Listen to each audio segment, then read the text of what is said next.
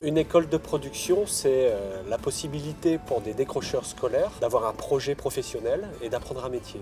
Chez nous, à l'ICAM, ils apprennent le métier d'usineur. On les prépare au BEP productique, à la fois apprendre à usiner sur machine traditionnelle, tourner et fraiser. Et ensuite, nous avons le CAP de serrurier métallier. Il les prépare à manipuler de la tôlerie fine et à réaliser des ouvrages mécano-soudés. C'est une école de production qui forme des personnes manuelles, qui aiment le métier du manuel et mécanique. Je suis venu visiter et j'ai dit pourquoi pas. Donc j'ai fait les tests, tout ça, et ça a super bien marché. Lorsqu'ils arrivent, ils n'ont jamais approché le monde industriel. C'est de les mettre en exercice, d'avoir le droit à l'erreur et de les accompagner vers la réussite. Dans 35 heures de travail, il y a 8 heures de cours par semaine. Et le restant, c'est que de l'atelier, donc c'est que de la pratique. Donc là, on connaît, on apprend le métier, mais de A à Z. Et c'est ça qui est bien. On ne peut pas dire que c'est scolaire ici. C'est de la production, c'est du toucher avec la matière. Oui, c'est un métier. Il y a des maths, il y a des cours théoriques, tout ça. Mais c'est surtout la production, la pratique qui est mise en valeur ici.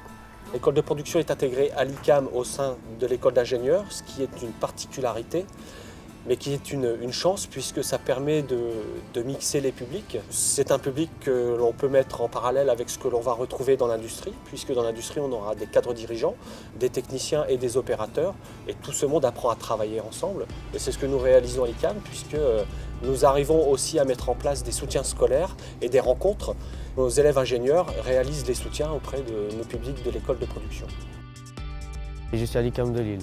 Quand j'aurai terminé, je veux partir en bac pro. On a des liens avec les ingénieurs, ils nous aident à faire des exercices pour évoluer et après passer notre BEP en fin d'année.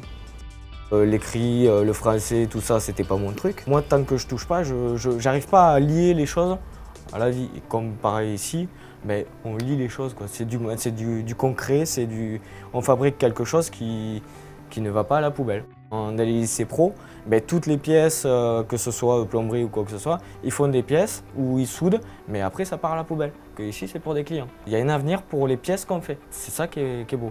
Les pièces sur lesquelles les jeunes travaillent sont des pièces usinées, fabriquées pour l'industrie. Puisque pour fonctionner, une école de production doit avoir un budget, réaliser un chiffre d'affaires, et en l'occurrence, à l'ICAM, nous travaillons pour les industriels pour fonctionner. Il y a des fois sur les routes, on voit des capteurs pour calculer le poids du véhicule, la vitesse, tout ça. Ça, c'est ici que ça s'est fait. C'est super. Les jeunes participent à la fabrication des pièces pour l'industrie, donc des pièces qui sont vendues aux industriels, mais de ce fait, leur pédagogie est gratuite. On a rapproché géographiquement des gens qui sont socialement différents, qui n'ont pas du tout eu les mêmes parcours, mais ça ne suffit pas. Maintenant, il faut réussir à faire la rencontre. Ici, c'est des personnes qui sont en difficulté scolaire. Et de l'autre côté, l'ICAM, l'école d'ingénieurs, c'est des personnes qui sont, bien au contraire, pas en difficulté scolaire, qui veulent continuer. Et c'est ça qui est bien, c'est que les ingénieurs viennent en aide aux jeunes d'ici. Un élève étudiant en 5e année qui est en mémoire scientifique va avoir besoin des compétences de tourneur-fraiseur d'un élève de l'école de production et puis ils vont travailler ensemble.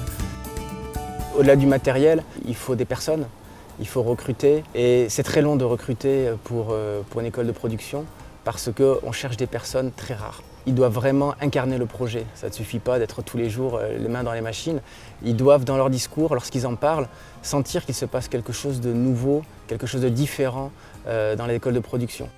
L'accompagnement, c'est tous les formateurs qui sont à l'atelier. Et l'accompagnement, c'est tous les jours. On a des affinités plus ou moins, on s'entend bien avec. Donc automatiquement, ça rentre un peu mieux, quoi.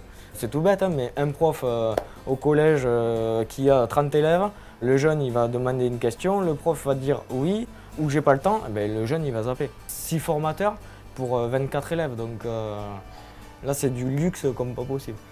On a besoin d'aide ou quoi que ce soit, ni une ni deux, les formateurs sont là. Ouais. Notre grande réussite, c'est de voir nos jeunes qui étaient décrocheurs obtenir à près de 90% le diplôme BEP et 100% pour le CAP et ensuite continuer en bac pro. Une école de production, c'est un dispositif expérimental. Il y a très peu de reconnaissance au niveau institution publique. Un dispositif fragile d'un point de vue financier. Les projets pour le groupe ICAM, c'est d'avoir une école de production sur chaque site. Actuellement, il y en a une à Toulouse et une à Lille.